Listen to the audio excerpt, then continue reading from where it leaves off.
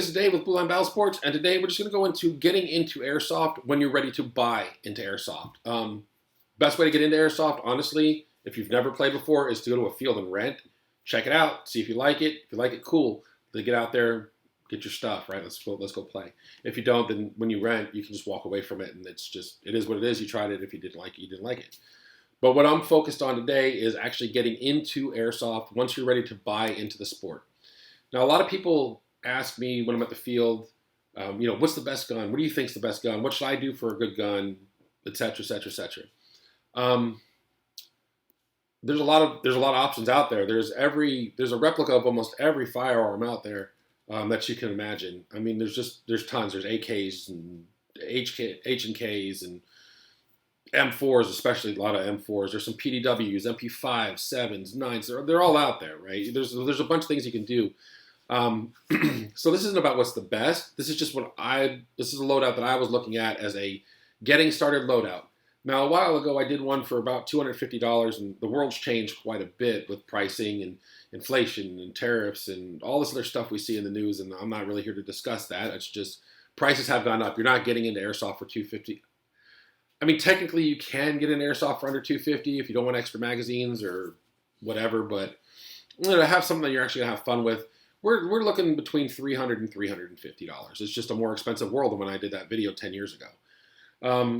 But thankfully, there are some companies out there that are still offering some decent products. At the end of this video, I'm going to put up the shopping cart list that I made on Amazon, and all the stuff I got off of was from Amazon. I didn't go to one of the major retailers. I just want to see what's on Amazon, and I was on their window shopping like an idiot, and I ended up buying this loadout, which I do plan on upgrading because I'm a more advanced Airsoft player. But to get in, this is a great start. So the first thing I want to discuss is your eye protection, because everyone rushes straight to the guns, and because they're the coolest part. This is why we play the sport. But the most important piece of gear you can own is eye protection, and there's a lot of eye protection out there. And it can range from $10 shooting glasses, which you're rolling the dice, especially if you go on Temu or something to get them, all the way up to like $200-300 paintball masks, and they're expensive. I will recommend getting full face coverage. However you do that is up to you. But getting into it, a low-cost option that will be good and won't fog is going to be the Dye SE. It's Dye is cheap as mask, okay? But let me just tell you some of the features and why I picked this one. First, we're talking about price point. We're doing this on a budget. We're trying to stay roughly $300. So you got a hard bottom here. It's going to stop the BBs. You have a thermal lens in this. This is important, especially in high humidity areas. I live in the deep south. I'm like right on the border of Alabama and Florida.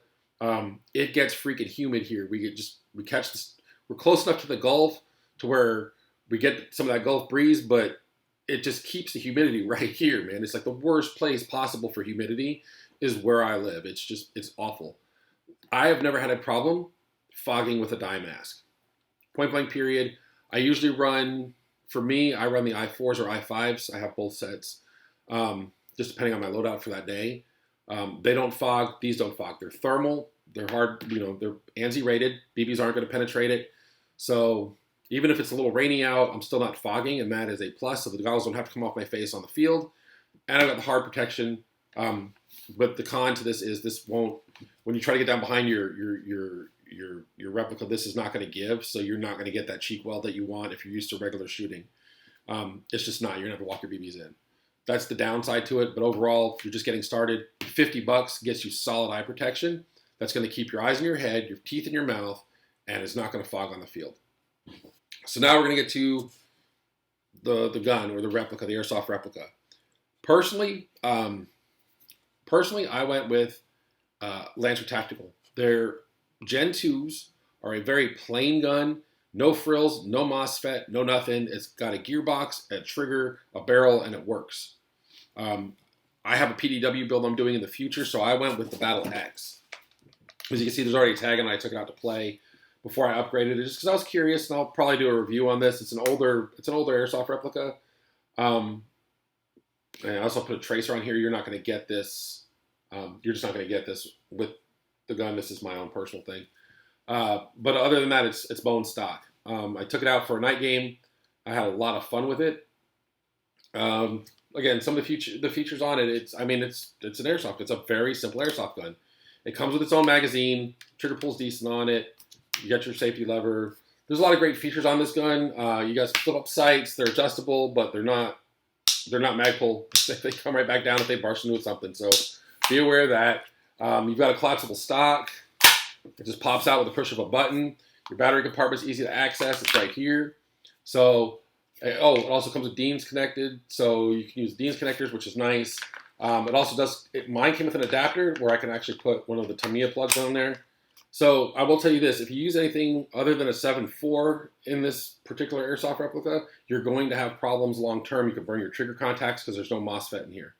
Okay, I ran an 11.1. Like I said, I'm going to upgrade this.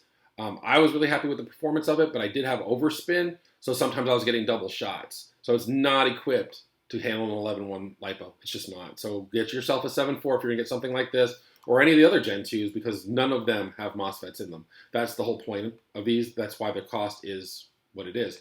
This ran me $185.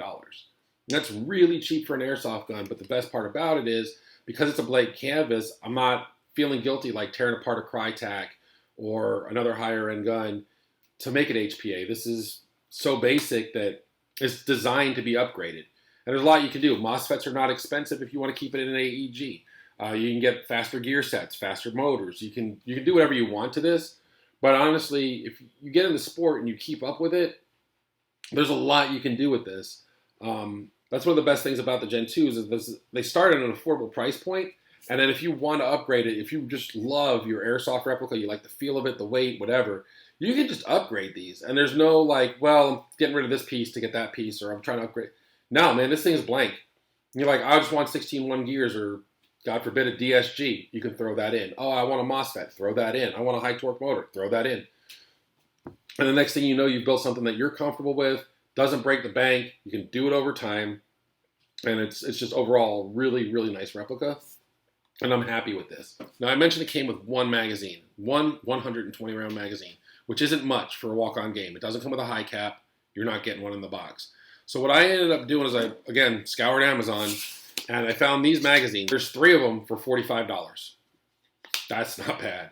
So I'm 185 on the gun. I'm 50 on the mask, and now another $45 for the mags. Okay, and this again, these are all 120s. I did have slight feeding problems with one, but it could be, again, the overspin and the double fire is kind of probably the issue. Again, $45 for 3, not bad at all. And again, I don't even know the name brand, to be honest with you. They just work. They are also compatible with the G&G and this Classic Army X9. If you happen to have those and you're just looking for cheap magazines, then these are it. They did all right. Again, not fantastic, not awful. They did okay. But for $45 for 3, what do you want? But this will get you started. And the other thing, and I have my own set of PDW mag pouches from another build I had a while back. So I didn't go buy one, but I did find on Amazon, and I'll put the list up at the end of this video. I did find some mag pouches. I think it was a 3 mag pouch for $25. So all total, I'm up to $305 right now, give or take, with shipping and taxes and blah, blah, blah. But I'm up to about $305, and then the 7.4 LiPo battery and a charger can run you about, I think there's some packs on Amazon for like $30. So really, you're still below $350, and it'll get you right out on the field. It'll get you ready to play. There's also, again, in the Gen 2 lineup, there's M4s if you prefer M4s, and M4 magazines, again, are relatively cheap. Or you can just buy a high cap and save you a little bit of money for one 350-round magazine. That's the simplest way to do it. You'd have one regular one and one 350. You'd run out there with about the same, about 500 rounds. And that'll get you through a game easy, like for your walk-on play. And as you grow, you can buy all the fancy stuff. So I hope this was helpful for you guys. If you have any questions, please feel free to ask me. My name's Dave. I'm with Blue Line Battle Sports, and I hope to see you guys out on the field. All right, as promised, here's the shopping list. And as you guys can see, $303 gets you everything that I just showed you in the video. Like I said, maybe another $30. You get yourself a LiPo and a charger, and you're all set to play for under $350. Hope you guys enjoyed.